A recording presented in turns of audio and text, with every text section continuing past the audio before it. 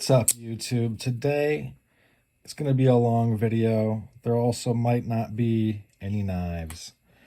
This channel actually started out as a watch channel. And my whole shtick was I would review a watch and get just totally trashed. And I still do drink on some of the stuff that I do. I just don't get belligerently drunk on my channel anymore. But if you guys do ask me about the watches I'm wearing, and I'm going to go over some of them today. The ones that are more field watches, I feel like that would be more oriented to what people that are watching this channel probably would appreciate and maybe even wear. We're going to move pretty quickly, though. There's a lot that could be said, and I'm going to gloss over a lot of it. So this is a Vaer field watch. It is a nicked up, as you can see, because I went down on my motorcycle that I used to have that you can actually watch get stolen on this channel.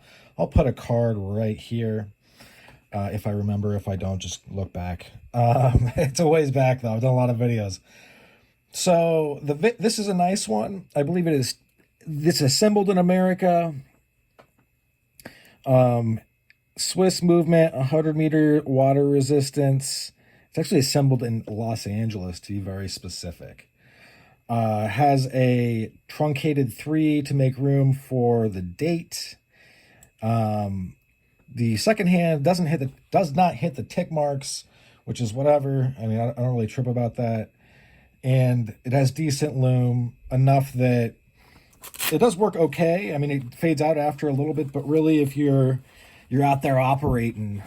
By the way, to be an operator, that kind of denotes you as special forces. I was never special forces. I was a Marine. I do see people on Instagram use it in ways that are not appropriate simply because if you're a fat security guard, you are in no way an operator. But I don't know if you can see it. It just needs to work for like really 5 seconds. You're going to hit it with some light. This one has the best lume. You can see that lume. This has 2 kinds of lume, green and then blue. And then this is the most office centric. But anyway, back to the watches. Khaki strap comes with it. It looks torn up because I've literally broken probably close to half a dozen bones while wearing it. And in multiple places, it was a bad time. Motorcycle accidents are in general not a good time. This is a Boldr Explorer II. It is a field watch, meaning this has 100 meters water resist as well as this one, and this one actually. This has 50 meters. It's not really designed to be, you shouldn't be scuba diving in it, basically. Snorkeling, maybe. I wouldn't necessarily. I'd probably wear this one because it's already dinged up. But this guy, no way, Jose, never going to happen. And that's just kind of the way it is. It has a bezel that you can turn, 24 hours, has a GMT. This one is pretty, and it has a date hidden back there. This one is, I was wearing it all the time until I got this one.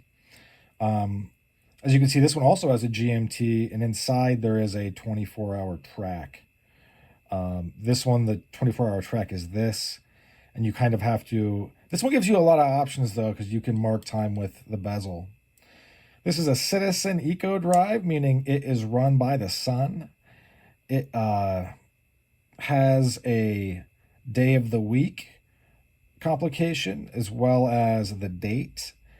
This one hits all the ticks. I think it's the only one where the second hand actually, no joke, hits every single mark. This one I think comes close. This is a Citizen. I think that means it's assembled in Japan. I'm not really sure. And then this one is from Maratac, sterile dial, nice. Oh, by the way, sapphire crystal, just regular glass, sapphire crystal.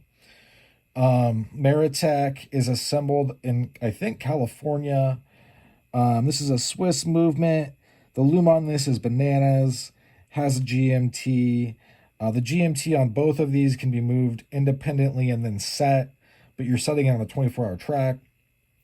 So marking time with it, obviously you're not going to be marking minutes probably, but I guess you could. This does not have the date, and I think it is the biggest of the bunch. Yeah, it is for sure. Is it? I don't know. We're going to look. I do have other watches. Some are more dress watchy. I'll probably have them on the channel at some point. My tastes have just changed a decent amount since I was, yeah, this is the biggest. Since I was doing them back in the day, first, you know, besides getting belligerently drunk on stream, I don't do that anymore. But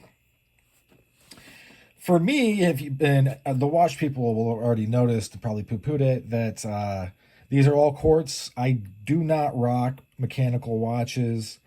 They're great, but I really appreciate the simplicity of the quartz watch and how almost all the time it's keeping the right time. You're going to be on time. You don't have to wind it. You can set it down for years and come back and it's still keeping good time. It's also cheaper to maintain and cheaper on the whole. And I mean, obviously, these are 4 watches. If these were mechanical, the upkeep on them would be not insignificant. Maybe not huge, but it wouldn't just be like, oh, you know, like I just throw them on, or like, I don't, you know, it's just not that simple anymore after a certain amount of having to keep track of it. This is the Maratac. I just found this. Watch instructions. It says that the diameter is 26 millimeters. Diameter. Okay. Height is 3 millimeter. Oh, this is for the movement. Battery life, 45 months. In the range of, you can stop and read this if you really want to. The bottom line is that any decent quartz movement is going to keep decent time. So that's why I keep them. The Maratac came in this taco style holder. It's where I am now jamming all of my these watches, not all of my watches. Yeah, I mean, it just is what it is. Like, you got to be true to yourself, true to your tastes. I think I'll put on this watch.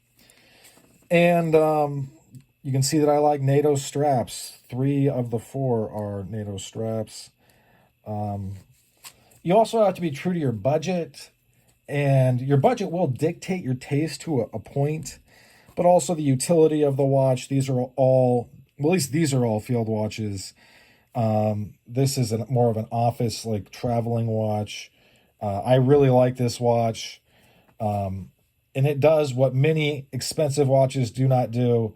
That's keep good time, hit all the tick marks. That shows quality. These get close. And this was like $100. So you can get this on the cheap. This was a little over 100. This was around $152, and then $150 to 200, and then this one was literally, I think, 165. So that's really my taste as far as watches. You're gonna have different tastes. I'll get more watches on the channel. I don't have a bunch, and I probably won't do individual reviews simply because this isn't a watch channel, and I would rather go over knife stuff. But I'm going to throw this up on the channel simply because I think that it's worth doing, in that people do ask questions, and I do, you know, I mean, I know what I'm talking about. Like, but at the same time, I'm not like the Time Teller or other watch channels where they have Rolexes and like a bunch of stuff that's nice. Longines. I can't even think of the other ones. But if you're looking for this guy, let me see if I can. Because I do recommend this one wholeheartedly. Here, I'll put this up. So you can now find this watch if you want. It is a great watch. It's Nick Shabazz did a review where he said it confuses me and kind of makes me upset that this inexpensive watch does so well that so many watches that are expensive can't do very well at all. And that's why I recommend it. And NATO straps are just very utilitarian. They work very well, and they're not gonna. No one's gonna be able to tear your watch off. It's just not how NATOs work. If you were like traveling and some pickpocket was like, I'm gonna strip his watch off, because if you're wearing a Rolex or something, on like chain links, it might be tough. But a lot of pickpockets and thieves, man, they're on fire as far as what they do. So just keep an eye out for that. In any event, I'm going to shut this one down. Have a good rest of your day. Thanks for sticking with me to the end of this. That's all she wrote.